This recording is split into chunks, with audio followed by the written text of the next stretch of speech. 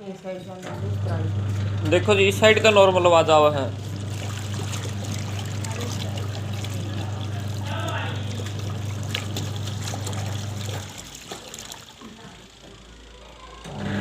और इस साइड गड़ गड़ क्या हो देखो।